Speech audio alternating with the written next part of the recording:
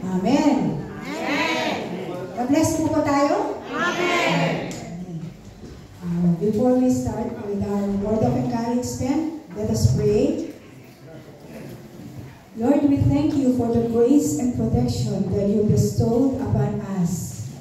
Ika nga po, sobra-sobra ang biyaya ang binibigay mo sa atin, Lord God. Hindi ka nagkulang, O God. Lord, give me wisdom and knowledge to speak your words, O God. I ask you in Jesus' name we pray. Amen.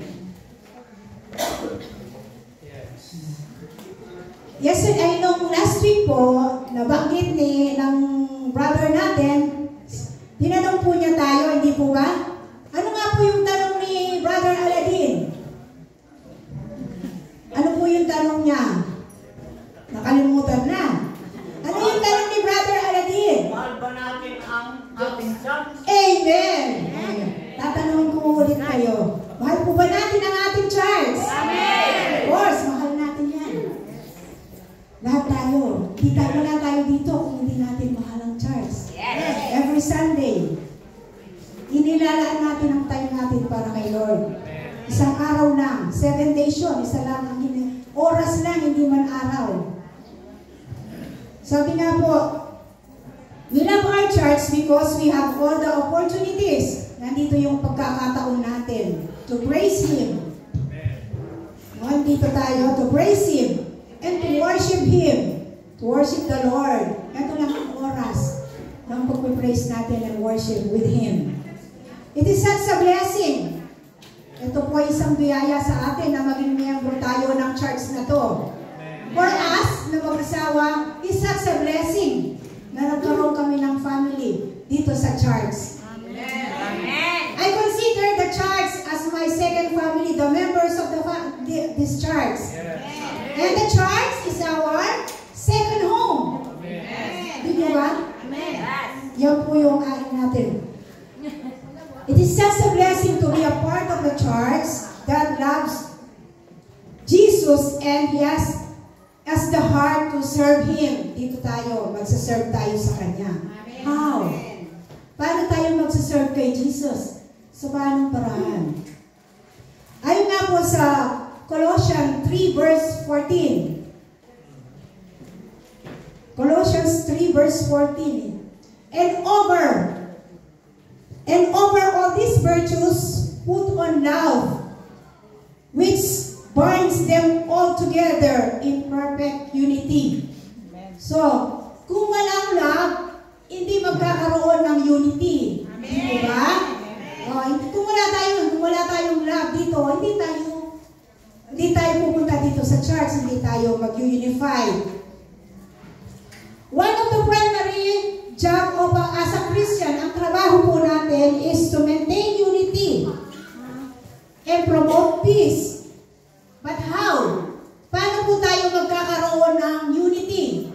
Pagkakaisa sa church. Very good. Love one another as you love yourself. You must love one another. Sabi nga dito sa John 13 verse 34 to 35. Love one another as I love you. So you must love one another. By this, everyone will know that you are my disciples if you love one another. We love our church because it is our second home. Sabi nga, no? Sabi, tingnan niyo po, ang love, ang explanation ko po sa love ay ganito. Love is the glue. Yung pandikit po. Love is the glue that binds together in unity. Di po ba? Amen. Kapag nabasag po, kung walang pandikit, hindi yan mabubuo. Amen. Kaya nga po, importante yung love sa atin. Amen. That binds us together in unity. Kaya dito po tayo, nagpapasalamat po meron tayong unity. Amen. As a Christian member. Katulad po ng isang relationship, sa mag-asawa na lang. Kung wala yung love, hindi perfect ang relationship. Amen. Hindi tayo magtatagal dito sa church kung yung relationship natin hindi perfect. So, okay, magkakaroon ng, kuminsan, nararanasan natin ng konti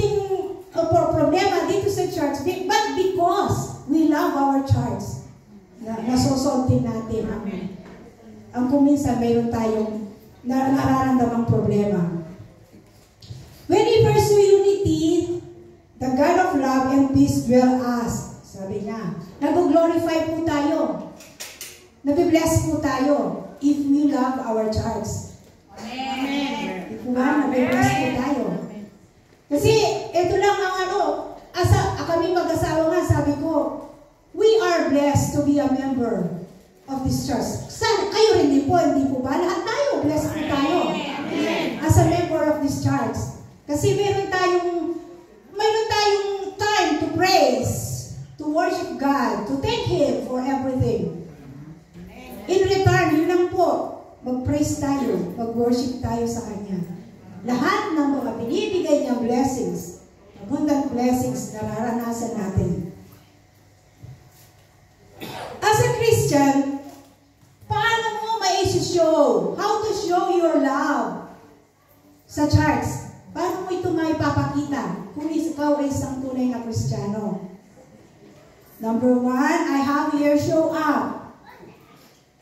Number 1 is show up. Mag-attend ka. Kuminsan na may problema, hindi ka nakaka-attend ng church. Hindi perfect ang attendance mo kuminsan dahil mayroong gagawin. So, as much as possible po, mag-show up tayo every Sunday. If you really love your church, you won't want to miss what is going on each Sunday. Kasi nga, sabi mo nga, mister ko, dati, hindi man yan excited. Ngayon, Sunday, excited. Very excited siya. Dahil, binibigay na ang kanyang obligation as a Christian to praise the Lord, to praise our God. Kayo din po, tayong lahat po ganon. Sunday, you will make it a point, our priority, every week. Bigyan natin ng priority. Show up. Isang araw lang. Oras lang. Pangalawa, ito yun. How to serve. Paano tayo magsaserve sa church? Ang magsaserve sa church ay pinapakita natin na mahal natin ang church. Amen. Hindi po ba? Paano tayo magsaserve sa church? Tulad yan, yung mga music ministries, yung media ministries, how they serve. Maaga, darating na sila dito para kay Lord. Nagsiserve sila. Si pastor, lahat ng mga members dito, nagsiserve tayo para kay Lord. Serve is in the church at least once a month, tulad ito. Konting obligation lang po para hindi ganong may stress si Sister Reva. Magsiserve tayo. Once a month lang ang hinihingi po. Kung mayroon tayong obligation sa church, sa paglilinis, give our time. Di po ba? Bigyan po natin ng time. Kunting oras lang. Di naman lahat ng oras busy po tayo. Tingnan natin ang time. Nandito po, hindi ko mapunan, lumitaw dito sa pag-aaralan ko how to show love in our church. Surely that they will too much for someone who love the church as a procleaner, so lumitaw, do our task. Aside from bringing food, aside from the music ministries, the media ministries, the children's ministries, yung mga teachers, ginagawa yung obligation natin, pinagdag po natin, yung task natin sa paglilinis. Okay po ba? Amen. Mabibless po tayo. Number 3 is give. How to show love to our church. Give. Yun nga po, yung yung tithes and offerings. Kung minsan, kung may extra, kung mayroon tayong projects, huwag tayong open our hearts. Ibuksan ang ating bulsa para kay Lord. Amen. Kung may kailangan. Amen. Okay po ba, Pastor? Yes. You should have no problem in giving it. Kasi nga, yung kanta kanina, yung praise natin, yung worship natin kanina, hindi siya napukulang. Di ba? Ayun, ibigay natin. In return to our God, our Lord, no? Aside from give, and then we have also how we show unity? Ito naman, kanina yung pagmamahal natin. Ngayon naman, paano natin makikita ang pagkakaisa sa church? Sabi, ito yun, develop an attitude of acceptance. Tanggap lahat natin ang mga members ng church. Kung may mga bagong dumating, accept natin sila. Ito ba? Ano natin sila? Welcome natin. Pakita po natin na very, very welcome po sila sa church.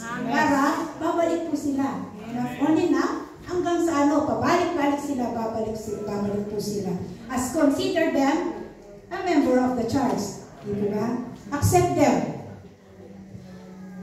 Sabi nga po, datapot mahina, kuminsan, develop an attitude of acceptance. Kuminsan, sa members ng church, mayroong mga tao mahihina pa, pero wag natin silang pabayaan. Tanggapin ninyo, hindi upang wag natin silang pagtawanan. Encourage them. Suportahan po natin sila. In the end po, masasanay din po sila. Accept them. And number 2, how to show unity in the church. Focus on your own common purpose. Sabi nga po dito, sa pangalan ng ating Panginoong Yesus, ay nagkakaisa tayong lahat na walang hidwaan. Dito sa church na to, wala naman po yun, di ba? Walang hidwaan dito. Kung may problema, pag-usapan. Tayo, magkakapatid tayo. We are brothers and sisters here. Dito yung second family po natin. Extended family po yan, ang church. Dito ba yung mga brothers and sisters? So, alisin yung hingitan, yung mga magsasabi dito, tapos alisin po natin yan. Focus po tayo kay Lord. And number 3 po, ito. Ito isang tao lang po tayo, no? Ito siya. Control your tongue. Amen. Di po ba? Kung minsan, mayroon tayong, yung nakakasalit. Kung minsan, pagsalita ka ng masakit sa brother mo, hindi mo na mabubura yun. Kasi nasabi mo na. Pero as much as possible, we have to control our tongue. We are Christians. We have to control our tongue. Magkaroon po tayo ng pagbabago. Kasi binago na tayo ni Lord eh. Lubos-lubusin na natin. We have to control our tongue. Kung alam mo nakakapanasakit sa ibang tao, control it. Huwag mong ilalabas ang salitang nakakasakit sa ibang tao. Kasi kung minsan sa'yo din, ayaw mong magawa sa'yo yun eh. Kaya we have to control our tongue. Kasi nga, di po ba ang dila? Mayroon tayong verse pa sa tongue. Maliit na muscle lang yan, pero kapag naglabas ng salita, makakasira ng buong barangay, yung buong church po natin. Kunting salita lang na lumabas sa ating dila. Makasalanan. So we have to control our tongue. And then, encourage the support of leaders. Ito yan. Encourage po natin yung mga support ng leaders. Tulad nga po, kung ano po yan. Yung mga leaders po natin, we have to follow. May nalalaman. Marami po silang nalalaman sa atin. Kasi we consider them elders. Sanay na sila. Marami na silang alam. Na hindi pa natin alam. Kaya we have to follow. So, kung ano man ang sinabi ni Sister Eva dun sa chat, follow her. Di po ba, Sister Eva? Ayun nga. We have to follow. In that following it, nagkakaroon tayo ng unity.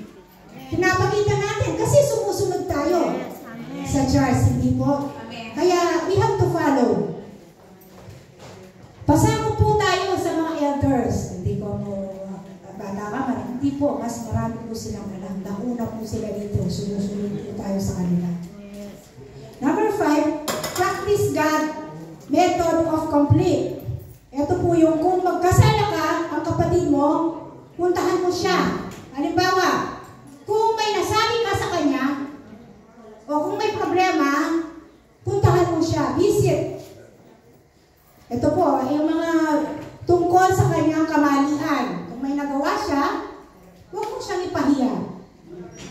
Puntahan mo siya, or visit mo siya one time, or hiyayaan mo siyang magkape, o may ganyan, o may nasabi kang ano, huwag mo siyang komprontahin sa maraming tao para hindi siya mapahiya. Kasi Christian po tayo, lahat tayo, kung mayroong problema, cover it. Takpan natin kasi as much as possible, hindi tayo magkakaproblema sa church natin. So, ito po yung mga ano natin, sana po, yung mga how to show love and unity sa church. Hindi naman po yung bago, alam naman po ninyo, no?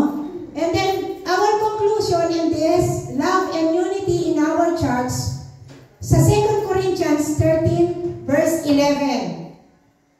Finally, brothers, rejoice, aim for restoration, comfort one another, agree with one another, live in peace, and the God of love and peace will be with you.